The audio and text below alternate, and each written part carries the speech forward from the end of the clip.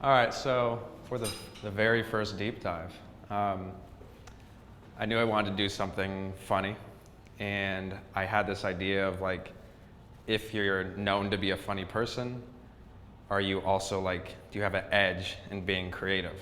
And so I have like this hypothesis, is there a connection between humor and creative ability? So why this topic, besides that you guys actually picked it for me? Why did I come up with this to be voted on? Let's just get this out of the way. You see, I had to troll you guys just to keep it light. But why actually? I love comedy a lot. I've always loved sometimes making people laugh, but making myself laugh. That's like at my core who I am is like watching, consuming anything funny, stupid stuff, whatever it is. And that's why I've like loved consuming a lot of YouTube content. I'm gonna be talking about some YouTubers here in a second. And that's the second part of why I thought of this, is because I had focused on some online personalities, YouTube sensations you could call them, who like became celebrities later on, people who were known to be like, you know, goofs, really funny people, and then went on and did something that in my opinion was like incredibly creative, and whether they got awards for it or like became celebrities because of it. These are the people that I'm gonna talk to you about in a second, that like pretty much is the main inspiration for this idea. First one being Donald Glover, aka Childish Gambino. This is a very talented guy. You can see in the top right little meme or whatever, he's covered a lot of ground, and he's only like 30, and he's done a lot of this over the past 10, 12 years. Longer than that, actually. So his start, I have him listed as a YouTube sketch pioneer. What I'm trying to say there is he was an NYU student, and with 2 other students at NYU, they formed this collective called Derek Comedy. And I don't know if any of you have seen any of those skits. They weren't like mainstream. Again, this is right around 2006. YouTube had just started a year or so prior. But they took over that by storm, and that's why I'm calling them, like, they helped pioneer sort of this wave of sketch comedy. A lot of people that are making sketches today that are regularly on the trending page, I could almost guarantee they looked up to these people. Gambino, besides that, he was featured on College Humor and Funny or Die. I don't know if anybody's heard of those sites. They're like comedy sites. And fun fact, Will Ferrell helped like co-found Funny or Die. He was like part of that for a second. And besides those, he had a stand-up special called Weirdo in 2012. And that was through Comedy Central. And he's not regarded as a stand-up, but he did stand-up anyway. It was like a half-hour set. Pretty funny. And as of today, he's an award-winning musician. He's a pretty popular actor. He's been in Star Wars and like a lot of other shows and a couple other movies.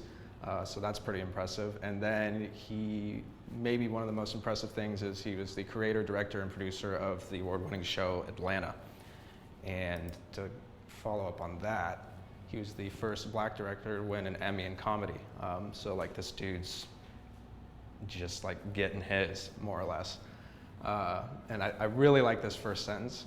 Donald Glover continues to prove he's one of the most versatile creators in American entertainment. I would have to agree. This guy has won a good amount of awards. As you can see, ranging from Atlanta, when he dropped This Is America, just all of this stuff. A lot of awards. Next person, Bo Burnham.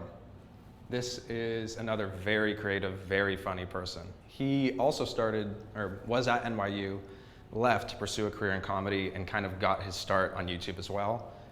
Around 2006, he'd accrued like scores of millions of views in like the handful of years of releasing content. That stood out to me. This is his overall view count, but like the bulk of his views is when he was actively uploading videos. Around this time, you needed 1 to 2 to 3 million views on a video to be viral. Right now, it's like that's an everyday thing. I could think of friends that can get that many views. So for him to get that, it's like he's almost one of the great first YouTubers. Very impressive guy. What he was producing, his content, was this like very interesting, incredibly like inherently creative musical comedy. Not like Weird Al, like just making fun of or mocking songs or anything. He just clearly had a music bone in him and put his comedy into it. And I'm sure this influenced a lot of other comedians. I can think of Dimitri Martin, even though he's not as musical, he definitely probably learned something from this guy. And he also had a comedy music album with Comedy Central. If any of you have seen any of his specials, which I think a couple of them are on Netflix, he has 3. The whole set is unlike any other comedy set you've seen. So that alone is a very funny guy who's also very creative. He's had a substantial acting career. I don't have any of his roles listed, but he has been in like a ton of, I don't know, semi-popular shows and movies. He's done a lot of voiceover work for cartoons, this and that. And my highlight for him is that he wrote and directed 8th Grade, which is A24's highest rated movie. At 100%, it got knocked down to 99 because I don't know why. But really nice movie, and I love A24. Of their 86 movies, for him to write and direct the highest rated one, I think that's quite the accomplishment. Moving on to the next person, Jordan Peele. This guy, I'm sure everybody knows, probably the most important out of all these guys, at least in my eyes, and most inspirational to me. He got his start doing like improv, late 90s, early 2000s, and then had a breakout role in 2003 with Mad TV. Does anybody remember him on Mad TV? He is an absolute goof. Watching him is like so funny because he can nail all these characters.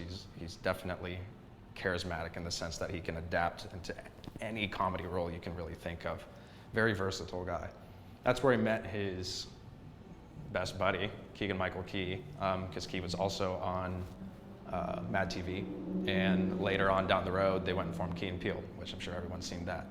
And like, I stopped laughing yesterday at that show. Like, there's been so many times where I just like will sit there and like laugh forever. Total goofball, genius. He wrote in a lot of that show too. I mean, they're both writers. And then down the road, he's had other accomplishments, but as of 2017 and onward, produced 2 stellar, like groundbreaking horror movies. And I can remember, if you guys can remember too, when Get Out came out, it was like, oh, it was written, directed by Jordan Peele. And everyone was like, what? People like, this is like some funny guy, your classic funny guy. And he wrote something that, and this is when we saw the trailers, it's like, Jordan Peele, that's random, it might not do well. And then it got 100% on Rotten Tomatoes, right? And is talked about to this day. Like, it had like kind of a cultural impact because of the notes he touched and the themes, the thought-provoking, rich, everything. I mean, this is a guy who, and this is why he's like the most inspirational on this list, is regarded as this goof and like genius comedian, but then went and created such like thought-provoking stuff. You can see in that little caption in the Rolling Stone, the terrifying vision and unlikely triumph of Jordan Peele. Us was good too. I mean, wasn't talked about as much, but still a very good movie. And so, at this point you're wondering, is there a connection? You could probably guess, like, yeah, I would imagine, even before I started talking, that there's some relation, but why? So let's look at science things now. I keyword, like, humor related to creativity. I did some keyword searches, and within like literally a minute, this is what came up. So, yes, I mean, right now, right off the bat, I'm like, yeah, there's something there, but why? And is this all just, annoying, like, oh yeah, some guy that was funny is now creative? I thought I would take a deep dive into a few of these and see. Some of these are actually studies, so I read them. I'm just gonna present like the abstract to you guys because there's a lot of like weird economic variables, errors, correlations, R-squared stuff that's way too much to explain. But very interesting stuff here. I split it into a few categories as well. So, creativity in the brain. I came across an article, Why Humor Makes You Creative, by Tina Seelig. She cited a study done at Johns Hopkins University in 2012 by Charles Lim. He conducted preliminary brain research which showed that the parts of your brain that are responsible for self-monitoring and like judgment are literally turned off during creative endeavors. He proved this by conducting like a bunch of MRIs on jazz musicians and rap artists, and he asked them to conduct or come up with in their head like an impromptu piece of music. And so then they did the MRI, and it showed this. What they found was the frontal lobes of the brain across the board showed much lower brain activity. So this implies that during the creative process, the brain actively shuts off its normal inhibition of new ideas. So keep that in mind, no pun intended. Humor in the brain. There's a whole branch of science dedicated to this, gelotology, or gelotology. It's the study of laws. It's the study of laughter and its effect on the body from a psychological and physiological perspective. And researchers in this field have concluded that humor is a very complex brain function, more so than your typical emotional response. Emotional responses appear to be confined to like certain parts of your brain, and while laughter seems to be produced through a circuit that runs through many regions of the brain. So again, that like interconnectivity. This shouldn't come as a surprise to anybody, but researchers have proven time and time again that there are actually many direct benefits of laughter and humor. For one, it stimulates both sides of the brain to enhance learning by activating the limbic system in the brain and connecting left and right sides. Also, humor releases tension, again, as you may know, and this is what has been proven to lead to perceptual flexibility. And that is basically free-flowing thoughts and enhanced conceptualization, which is a required component for creativity. So things are starting to come full circle. Let's move on. Put funny people to the test. Someone did, and this was Barry Kudrowitz.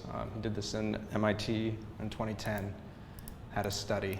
Consisted of 84 improv comedians and professional designers. Interesting people. So in this study, the improv comedians and the designers had to engage in a cartoon caption humor test, as well as a nominal product brainstorming test. And in this, they had to brainstorm typical household items, come up with as many ideas as possible. There wasn't too many strict guidelines on this. The results basically showed that improv comedians on average produced 25% more creative product ideas than professional product designers. Additionally, it was found that many of the individuals who were prolific in both creative product ideation and cartoon caption production had an improv comedy background. On a related note, many of the games used in improv comedy training are intended to promote associative thinking.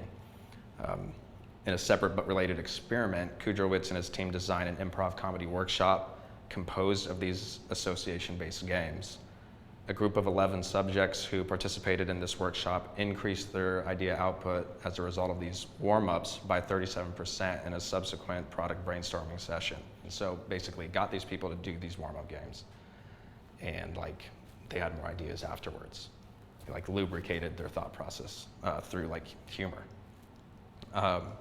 So the findings suggest that these games are useful warm-up, and yeah, I thought that was real interesting. So you have on the humor side, perceptual flexibility from released tension produced by humor and laughter, paired with, on the creative side, low brain activity / self-monitoring in the frontal lobes that allow for more creative thoughts and ideation. What we see across the board in this dynamic link of humor and creativity is lowered inhibitions, relaxed states of mind to allow for greater and more free-flowing brain activity, which again is tied to laughter. I interpret this as humor, ideation, and creativity being like complementary goods and interconnected activities, brain activities at least. So if you happen to be strong in one area, it could be a given that you're strong in the other, or you at least have the mental capability of being strong in the other. Like these things can be watered and improved. And so I had a couple of quotes from the articles and studies that stood out to me. To begin, It is believed that wit, being spontaneous humor production, is strongly related to creativity, as both involve making non-obvious connections between seemingly unrelated things. People withhold their ideas if they think they're going to be judged, snuffing out innovation sprouts before they take root. A playful culture, on the other hand, encourages ideas to be batted around, ideas which could become side projects which could become full-fledged businesses. Brain dumps. So as we get older and wiser, our ability to create and laugh about it all increases, and within this lies the punchline of life. So hopefully that wraps it up. I think, honestly, if you need creativity to have humor. If you're a funny person, that means you found something creative to say, or you found a creative way to put it, which is, the term is delivery, right?